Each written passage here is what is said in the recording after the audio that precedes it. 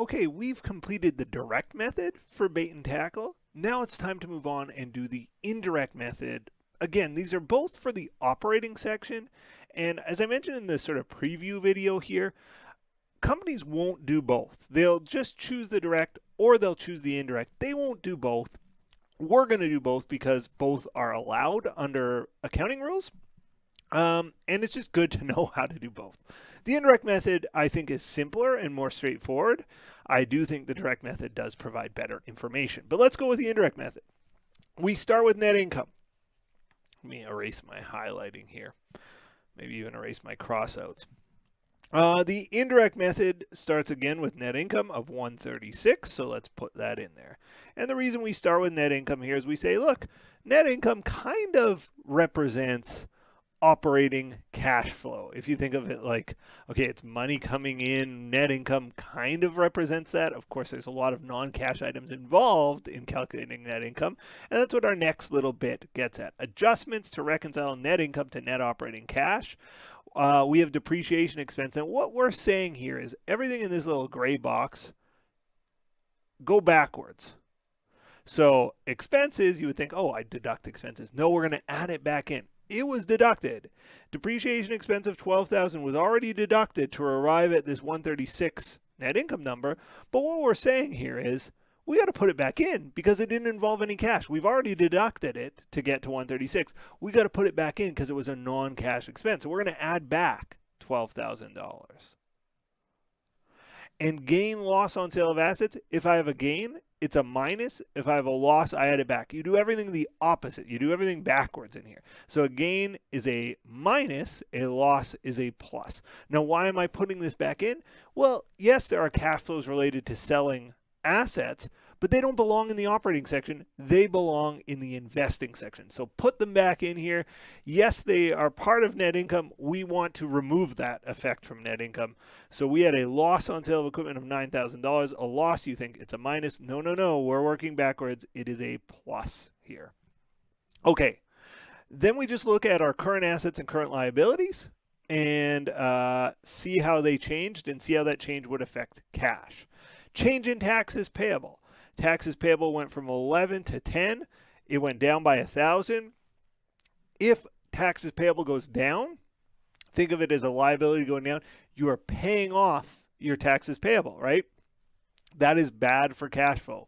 A payable going way up means you're keeping the money in your pocket. You're not paying the bills. That's good for cash flow. It might be bad for your other ratios, but it's good for your cash not to pay your bills. We're paying our bills. Maybe it's good for our other ratios, but it's bad for our cash. So it hurts your cash by $1,000. Change in wages, salaries payable. We didn't have wages, salaries payable. I'm looking in my liabilities. Don't see it anywhere. Change in accounts receivable. We do have accounts receivable. They went from 50 to 64. This is, again, a current asset growing. It might be good for our ratios. It's bad for our cash. It means we're not collecting from our customers.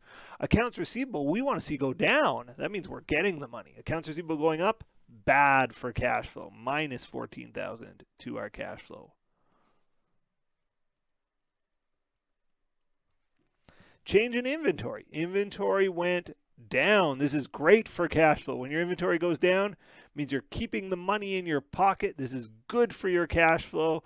$30,000. Inventory going up means you're buying more inventory. It hurts your cash. Inventory going down means you have less money tied up in inventory. This is good for cash. $30,000. Prepaid insurance we did not have. Office supplies we didn't have. Accounts payable we had. Accounts payable went from 40 to 32. What does that mean? It means you're paying your bills. Paying your bills is bad for cash, right? Your bills went down. Guess what? So too did your cash by $8,000.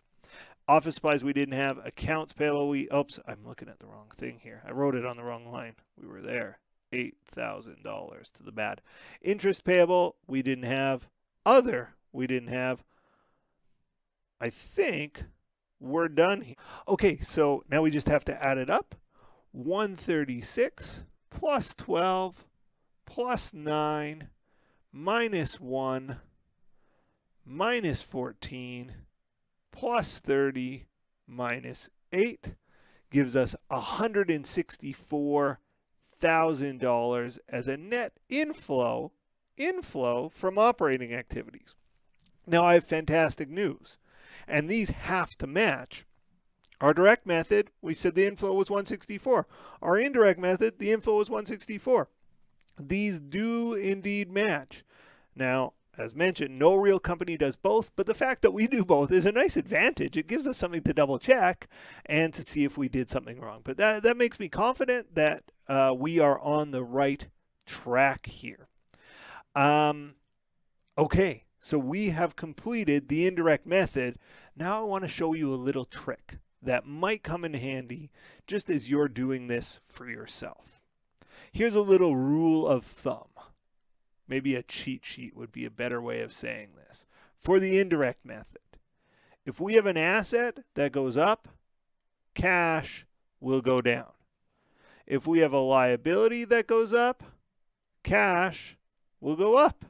And if we have shareholders' equity that goes up, cash goes up. So you don't need to really think your way through it. You can just sort of memorize that rule of thumb, and you'll get your way through the bottom part of this.